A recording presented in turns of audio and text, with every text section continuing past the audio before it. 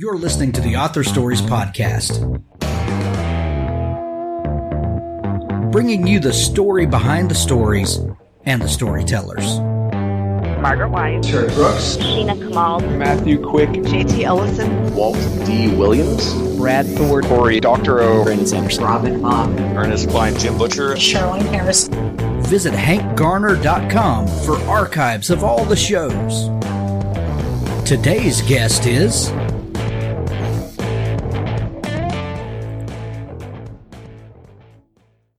Well, thanks for joining me again for the Author Stories Podcast, where I bring you the story behind the stories and the storytellers. Today, I am super excited to have Todd Scott on the show with me today. He has a phenomenal new book. It's called Lost River, and this is a must-have on your reading shelf for this summer. Welcome to the show, Todd. Thanks for having me. Absolutely. Todd, we begin each show with the same question, and that question is, what is your first memory of wanting to be a writer or storyteller? Well, I was probably 8 or 9 years old and decided that I was going to write an epic poem, which thankfully I never completed and never followed up on. But I remembered at an early age that I wanted to write. I was fortunate. I came from a family of readers. There was books always around the house, so I grew up reading. And, I was, 13 or so. I think I wrote Stephen King a fan letter. Those sort of books my parents were reading, and that was around the house. So I knew early on that I wanted to do it and tried to write quite a bit during high school and college. But then after I graduated college and went on and got another career, I kind of left writing behind for about 20 years. And then came back to it late in life.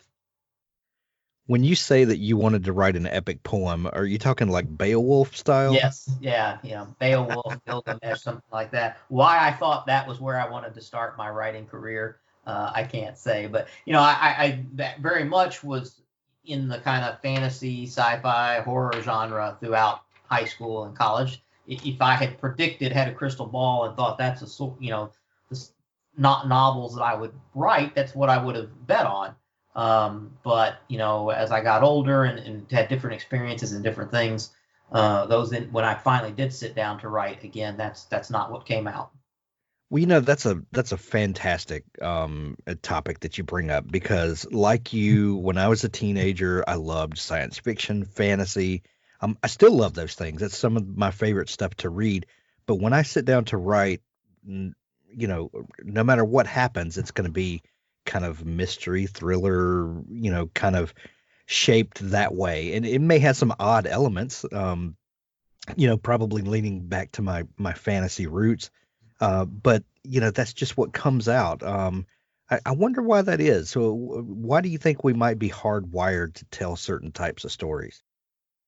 Well, I think that all great stories, I think, have an element of mystery in them, right? Yeah. And most stories either start or end with a body, right? I mean, it's right.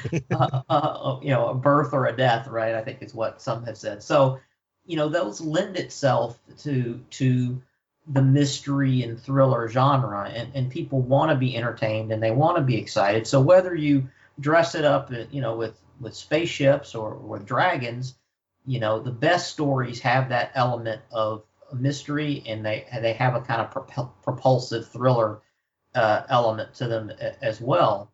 And so, but I think what you end up writing in terms, if you have to create call it a genre, I think reflects probably your age and your experiences. So, when I started writing, I was a federal agent, had been for a long time. I was working on the border. And so that was my lived-in experience at the moment.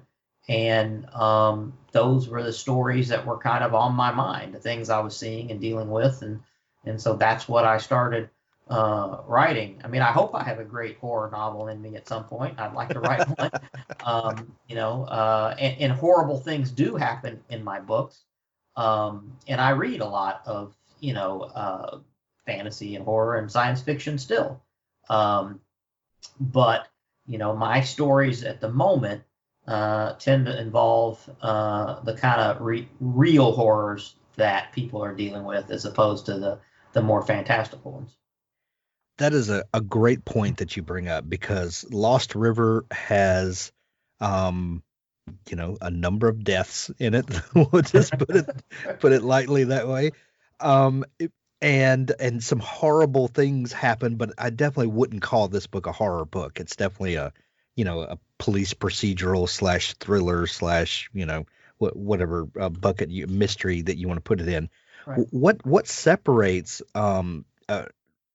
real life horror like your book portrays from like a Stephen King horror? Where is that dividing line? Well, it's interesting because, he has also successfully, kind of crossed the streams and Sure. has written more traditional kind of police procedurals and noir crime novels as well. I mean, I think that, I'm fascinated by human, frailty and failures. Yeah. Right. So even in my crime novels, as opposed to, say, a Jack Reacher novel, right? Which, I love those books. They're great to read and they're fantastic. But, I don't have a Jack Reacher in any of my books. There's not a Right. guy who's super heroic, who has all the answers and can solve all the problems. And has no ties and all that Right. good stuff. Yeah. Even my good people are really challenged at times. And so,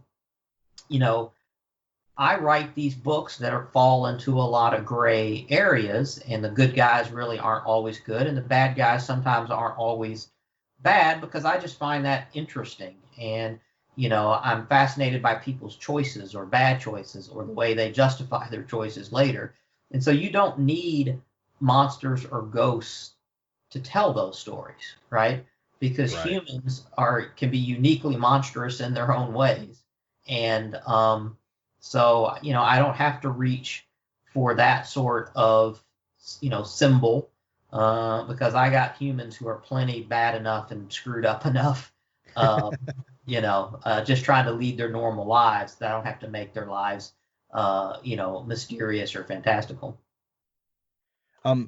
Todd, in talking with lots and lots of writers, there are certain life experiences that people go through in the pursuit of their art. Some people know from a very early age they want to be writers, and that everything in their life is then trying to steer them to that point where they can write that novel, get it sold and published, and all of that good stuff. Other folks, life happens, and bills and raising families and all of that. And there are certain things that come with maintaining that aspect of life. And then writing has a way of coming back in and, meeting us at just the time that we need it to meet us. You have a really fascinating kind of parallel life that you lead. Tell us about your other work besides writing that you do. Well, I have been a federal agent, a DEA agent, for a little over 25 years, and that's my day job. And actually, when we finish up this interview, I will get in the car and head down to the office and do my day job. And that's, I always had a gravitational pull to writing, and dreamed about it and thought about it and talked about it and read love to hear authors talk about writing. But I did have this career, and it took me all over the world, and I, it's been a great career. I wouldn't change it. I've loved every bit of it. And it's what I still do now. I could retire, but I still like going into work every day and doing the things that I do. And writing has dovetailed into that, nicely. I get to a couple of weeks out of the year when a book releases, get to be an author and talk about author things, and then the rest of the year I'm an agent and deal with agent things. And I found a way to balance them, and I feel very fortunate to do that. Noveler is the best way to write a novel. Why? Quite simply because we've made it the easiest place to do it. Writing a novel is hard enough. Noveler takes care of all the logistical bits of writing a novel, just leaving that small matter of the words to you. It's a clean, beautiful writing interface with writing analytics, goals and streaks, advanced grammar checking, version control, day, evening, and night modes, and many other features designed to take all the stress out of writing.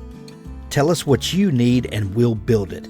Together, we'll build a better tool. With a design-led approach, all the right tools that you need, Noveler saves all your words constantly, allows you to manage and order your novel easily. It's accessible from any device, desktop or mobile. It syncs to Google Drive and Dropbox.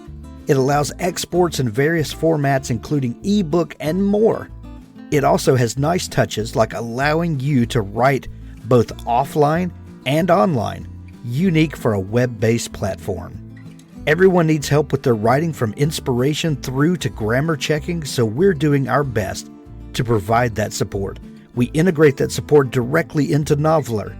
Our advanced grammar checker powered by Pro Writing Aid does everything from spell check to style advice. Our writing courses include the incredible Tim Clare's Couch to ADK. We're really excited to offer all Author Stories listeners 30% off Noveler for a whole year. And it doesn't matter if you choose to sign up for the monthly or annual plan. You'll get 30% off. All you need to do is use the discount code HANK when you sign up. Noveler, N-O-V-L-R. That's noveler.org. Most of your books take place in the American Southwest, the ones I've read, kind of, in Texas and along the border there of Texas. But this book takes place in Kentucky.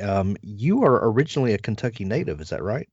That is correct. I was born in Kentucky, raised here. I still have family all over here. And I say here because I just recently moved back. My DA career has, in a weird twist of fate, like if I was a writer, I couldn't have dreamed this up, but my DA career has brought me back to Kentucky to kind of finish out my career, I think, here. And, when I wrote Lost River, for me, these books are about 2 years in the rearview mirror by the time the book is done and eventually published. So when I was writing Lost River, I was out west and had no idea that I would ultimately end up back home in Kentucky. And so now the book releases, and I just moved back here a handful of weeks ago in the middle of a pandemic, which I never would suggest we do. And so I'm sitting here in Kentucky, living here for the first time in many, many, many years. Wow. One of my grandfathers was from Kentucky, from Northwest Kentucky. So Sadieville, I think, is the name of the little town. And to me, it seems like Western Kentucky and Eastern Kentucky are almost two different countries in a lot of ways. Yes. And what was it that inspired the story? And when you first start thinking about a story, what's the first thing that comes to you? Is it a setting? Like, did you know this was going to be a Kentucky story? Is it a character or a group of characters? Is it a scenario that maybe comes to you and then characters kind of walk on the stage in that scenario? What's that kernel of a story, the first inkling? What does that look like for you? Well, it's a little bit different for each book, although I'm not a plot-driven writer. Like, I don't come up with a plot and I don't outline. I tend to come up with an image, and usually my protagonist, the main character.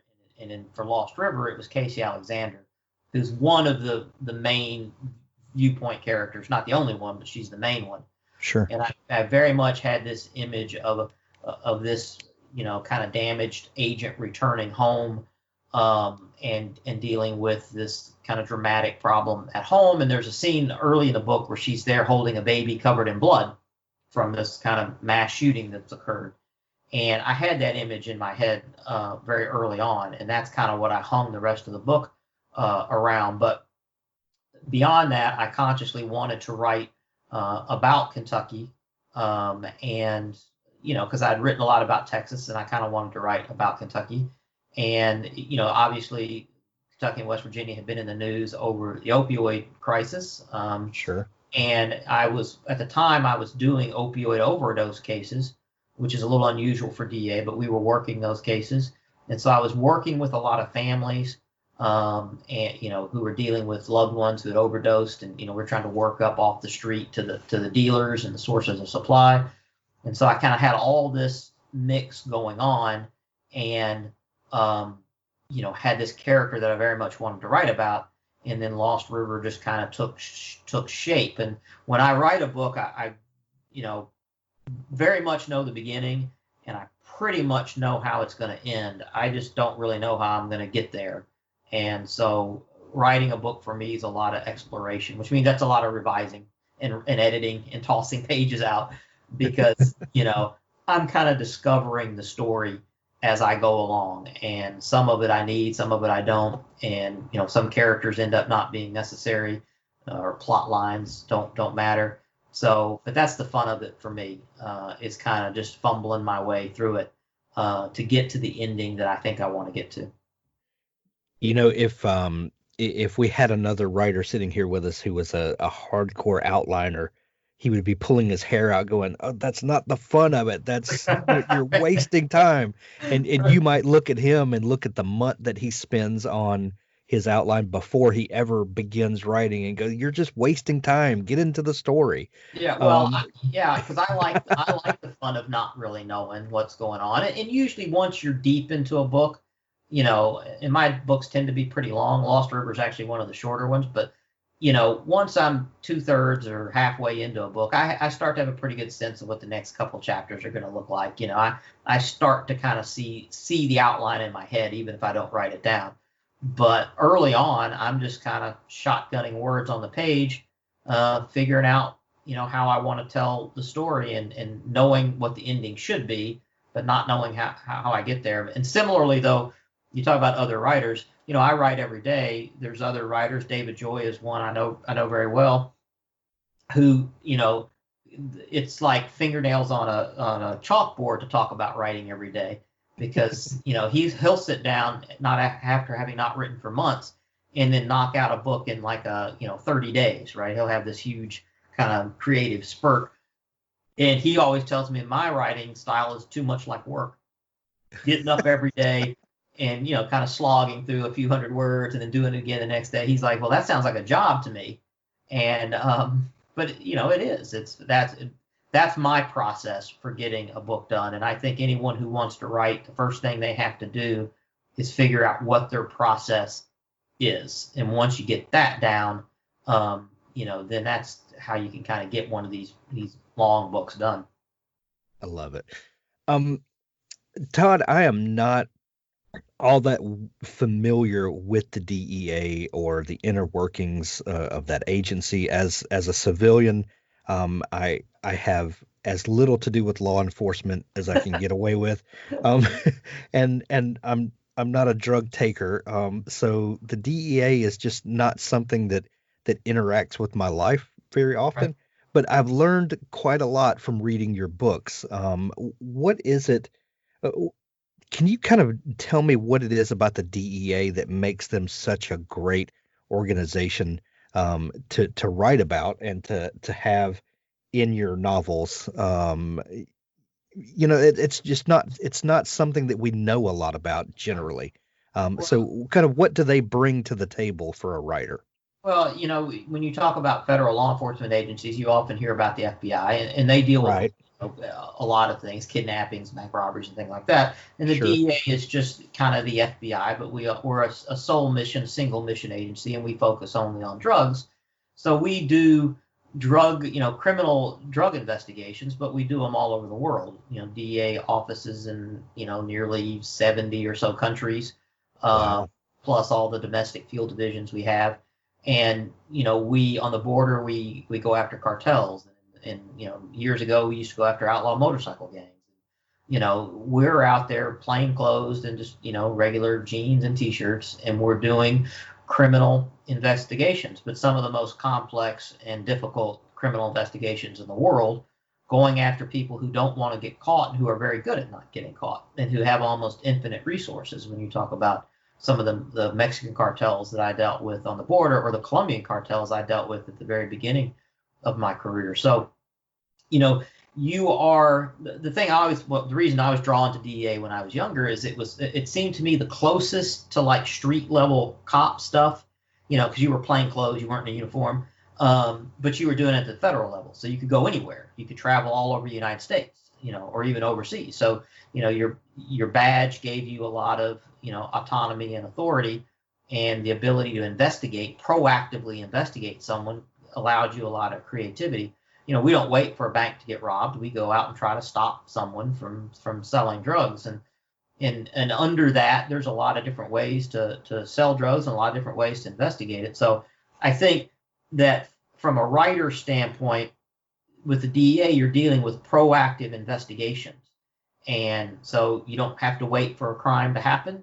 You can just kind of hang these stories on just the day-to-day activities of agents who are going out trying to stop criminals. And again, they're criminals that have a lot of resources.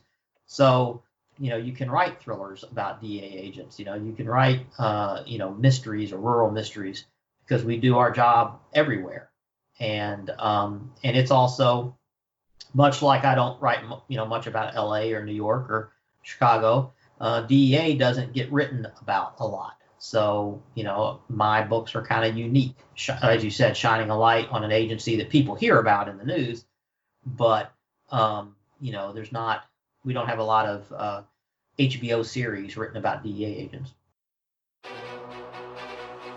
World Anvil is a browser-based world-building platform designed for all world builders, writers and novelists, dungeon masters, game developers, and everyone else.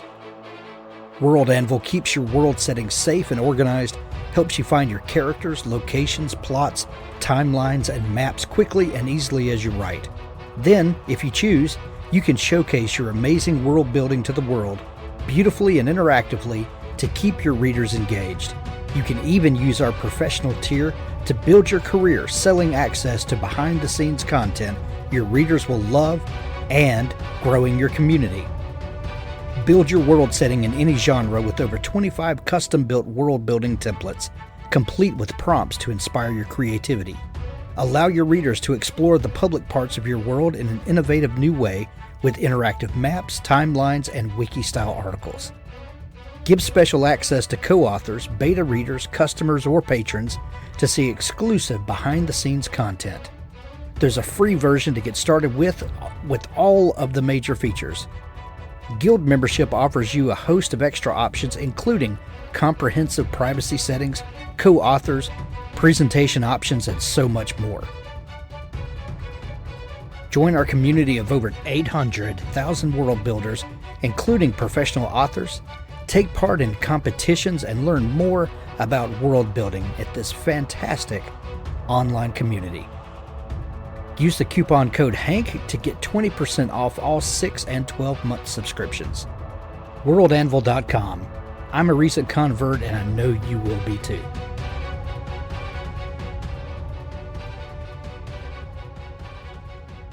Right.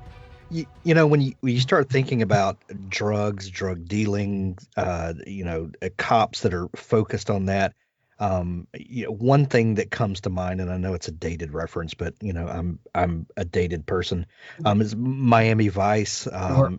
As a teenager in the 80s, I remember that, and you almost kind of look at those types of things, make you look at the drug world as lots of money and the sex, drugs, rock and roll of all of it, very glamorous almost. When you're talking about the opioid crisis in Kentucky, it is the most opposite of Miami Vice that you could possibly get. What is it about this area, the economics of it, the people there?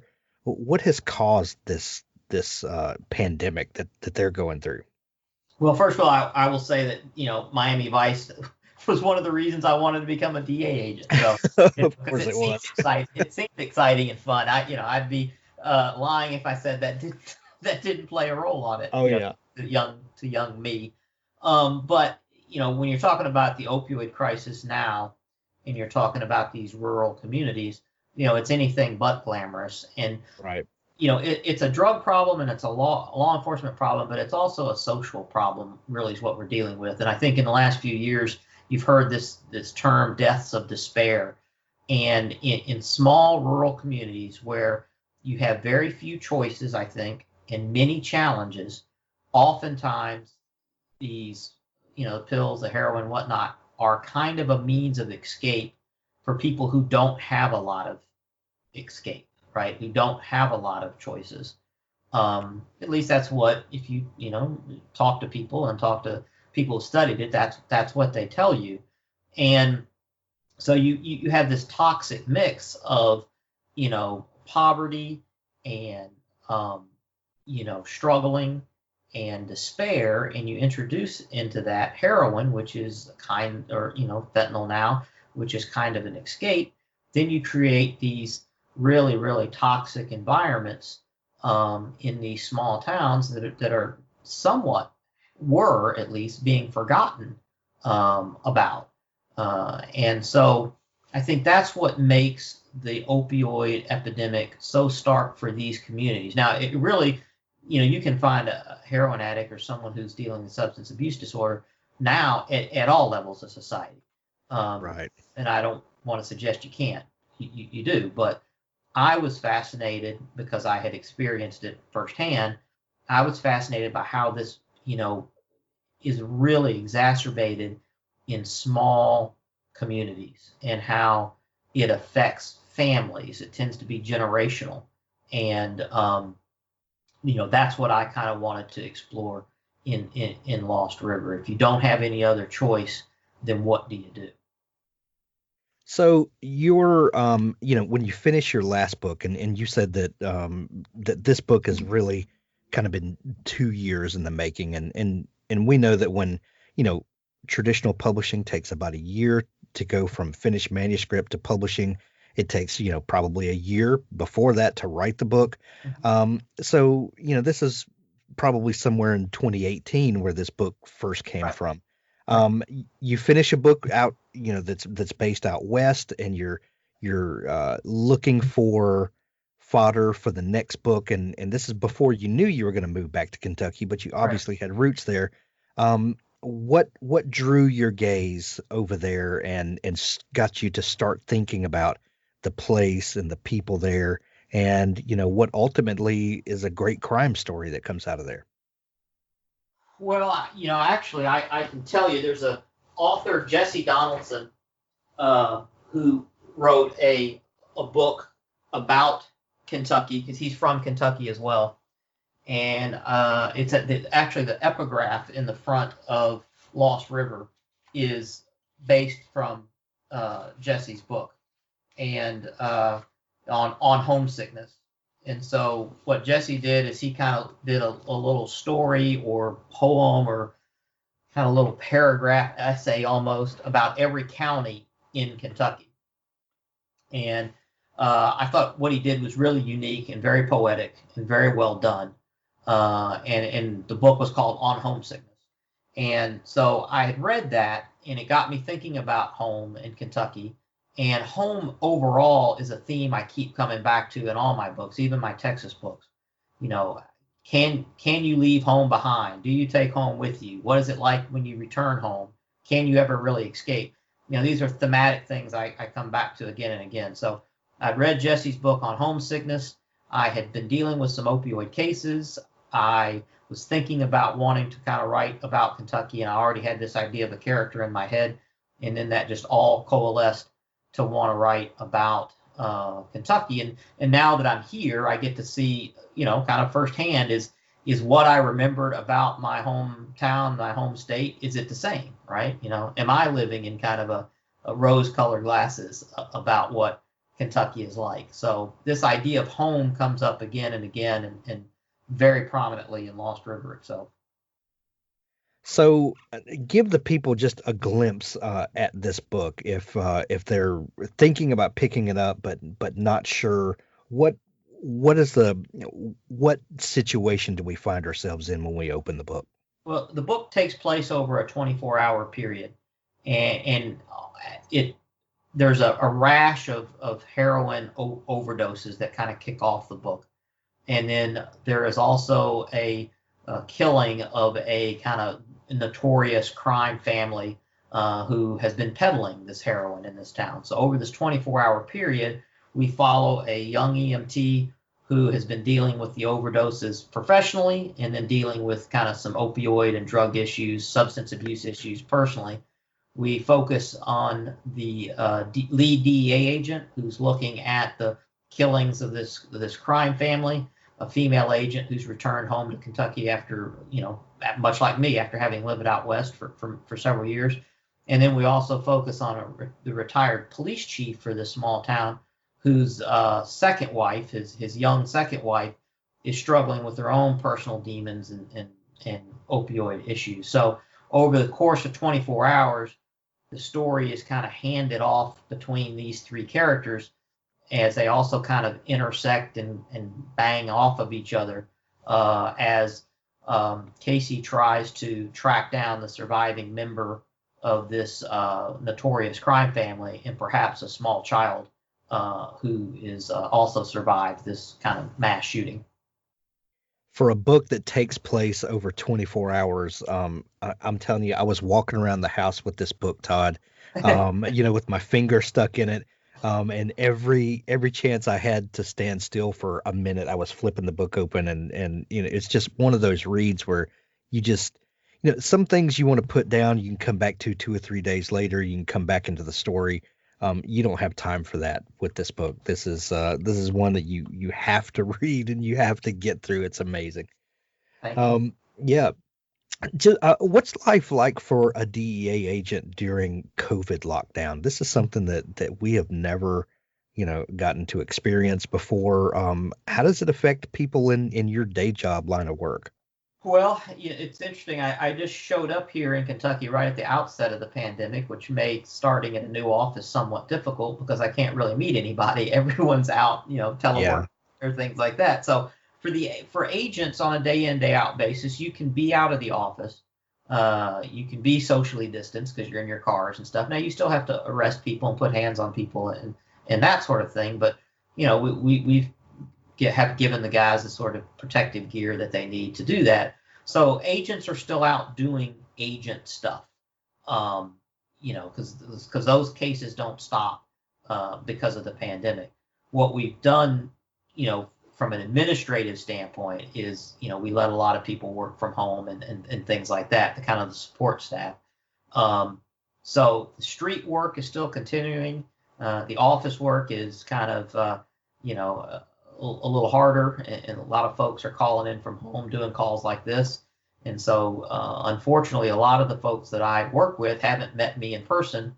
Because, I'm just not going to have people come in to meet me when we're trying to keep people safe. So it's been challenging, but the reality is that, these cases still have to get made and they are. And so the agents still come to work every day, even if they're not sitting at their desk in the office.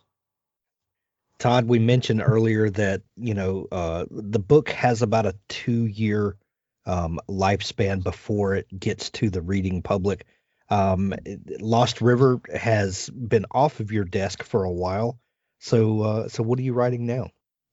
Well, after Lost River, I wrote another book, which I'm not sure what I want to quite do with that yet. It's a crime novel. Again, it would be also a standalone. And, we were talking about genre and stuff like that. I have started, I don't know if it's a horror novel, but it's more in that vein than anything else that I've done to date. So, I don't know if that's going to be any good or not, but I'm kind of taking a stab at it just to see.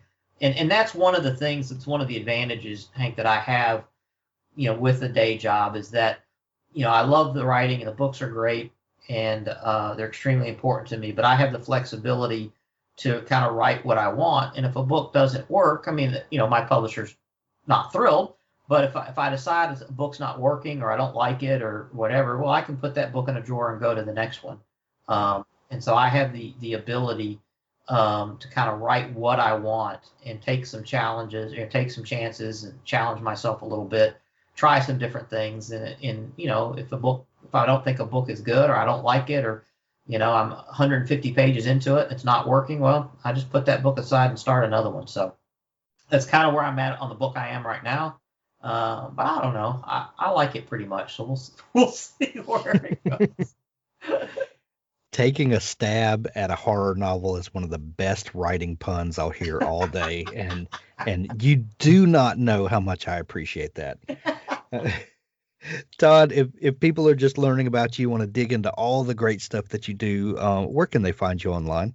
I have a website, jtoddscott.com, your kind of author website. I'm on Twitter. I'm easily trackable down on Twitter and Instagram. I put up stuff a little bit about my books and things, but generally I try to focus on other authors, things that I'm reading, stuff that I like. Whenever I put up pictures of dogs, people like those, so maybe I should just put pictures of dogs up all the time and nothing else. So I'm on Twitter, Instagram, I have a Facebook author page, and then my website, jtoddscott.com, which has all the links to all of those things. I have 3 daughters, and they're much more social media savvy than I am. But it is a good way to engage with people. I have been very fortunate that I've had lots of people reach out to me who've enjoyed the books, and so it's been great to engage with people that way, and I always do. Todd, we're going to put a link to the new book, Lost River, in the show notes. I'll put a link to your website and your social media, all that good stuff. And we're going to send everyone to pick up a copy of the new book and, to dig through your back catalog, because there's lots and lots of great stuff there.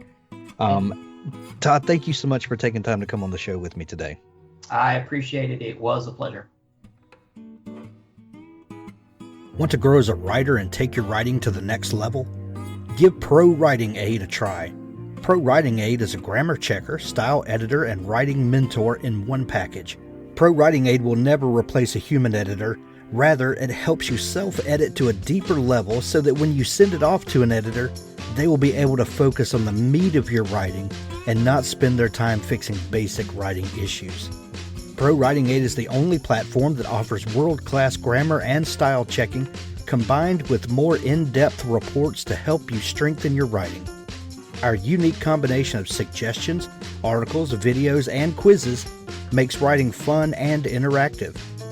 Writing can be grammatically perfect but still feel awkward and clumsy. Pro Writing Aid searches out elements like repetitiveness, vague wording, sentence length variation, over-dependence on adverbs, passive voice, overcomplicated sentence structures, and so much more. Nothing makes a writer lose credibility faster than spelling and grammar mistakes. Submit clean, error-free writing. Go to ProWritingAid.com and use code HANK20 for 20% off of Pro Writing Aid Premium. Pro Writing Aid. Check it out today.